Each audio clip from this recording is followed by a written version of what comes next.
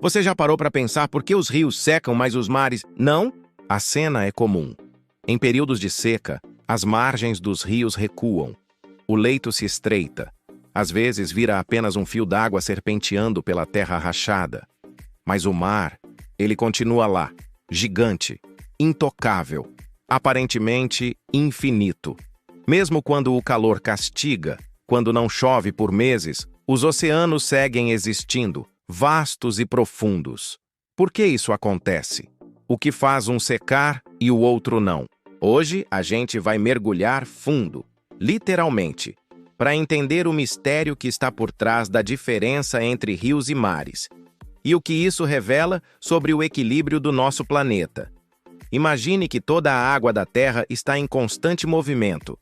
Nada está parado. Mesmo o oceano, que parece imóvel, está vivo, evaporando, chovendo, fluindo, infiltrando, voltando de novo ao mar. É o famoso ciclo da água, ou ciclo hidrológico, que mantém o equilíbrio entre rios, lagos, nuvens, lençóis freáticos e oceanos. Mas é nesse ciclo que mora a explicação para o nosso enigma. Os rios nascem da chuva. Quando as nuvens descarregam sua água sobre a terra, parte dela se infiltra no solo, parte escorre pela superfície, formando córregos, riachos e, finalmente, os rios. Eles são como veias da terra, levando a água das montanhas até o mar. Mas perceba, eles dependem diretamente da chuva. Se chove menos, os rios recebem menos água. Se o calor aumenta e a evaporação acelera, eles perdem mais do que ganham. E é aí que começam a secar. Já o mar é outra história. Os oceanos contêm cerca de 97% de toda a água do planeta. Isso significa que eles são, literalmente, os gigantes da hidrosfera. Mesmo que uma parte evapore, e evapora o tempo todo, essa mesma água volta para eles depois, em forma de chuva que cai sobre o próprio oceano ou sobre os continentes, voltando pelos rios. É um sistema quase fechado, autorregulado. Os rios secam porque são apenas um elo pequeno dentro desse sistema gigantesco. Eles são o caminho, não o destino. Então, enquanto o mar é o reservatório final, o grande ponto de convergência de tudo. Agora pensa comigo.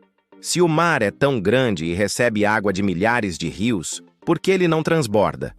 Se toda a água que escorre da terra vai para ele, por que o nível do oceano não sobe sem parar? A resposta está no equilíbrio entre evaporação e precipitação. Em média, a quantidade de água que o oceano perde por evaporação é quase igual à quantidade que ele recebe pela chuva e pelos rios. É uma dança delicada e precisa, controlada pela energia do sol. A luz solar aquece a superfície da água.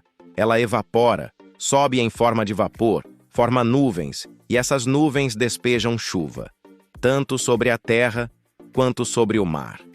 O que cai sobre a terra alimenta os rios, e o que cai sobre o mar devolve o que foi tirado pela evaporação. É como se a natureza mantivesse um balanço contábil perfeito da água no planeta. Mas essa conta só fecha porque o mar é enorme. Seu volume é tão imenso que variações locais, como uma seca ou uma temporada de chuvas intensas, não fazem diferença significativa no todo. Já os rios são frágeis. Dependem do que acontece nas suas nascentes e bacias de drenagem. Se chove menos em uma região, o rio sente rapidamente. Em poucas semanas, o nível pode cair drasticamente.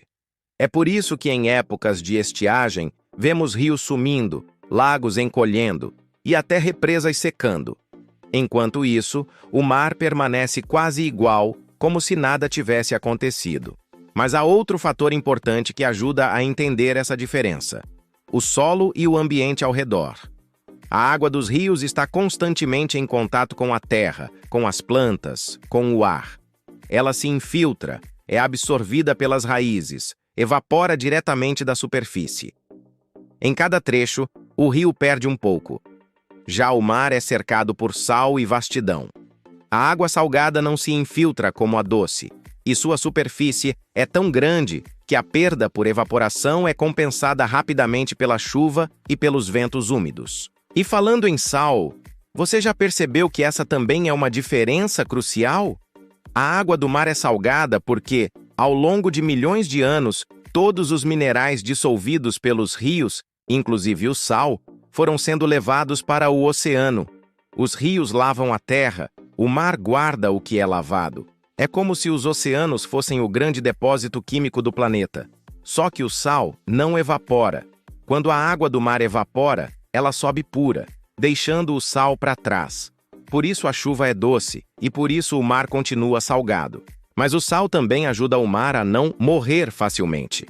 Ele influencia na densidade da água, na temperatura e até na forma como o calor é distribuído. Tudo isso contribui para a estabilidade do sistema. Agora, se você acha que o mar nunca muda, é bom saber que isso não é totalmente verdade. Os oceanos também sobem e descem, mas em escalas de tempo diferentes. Quando o clima global esquenta, como está acontecendo agora, o gelo das calotas polares derrete e o nível dos mares sobe. Quando o clima esfria e o gelo se acumula, o nível baixa. Só que essas mudanças acontecem ao longo de séculos, às vezes milênios. Já os rios, em poucas semanas, podem passar da cheia à seca.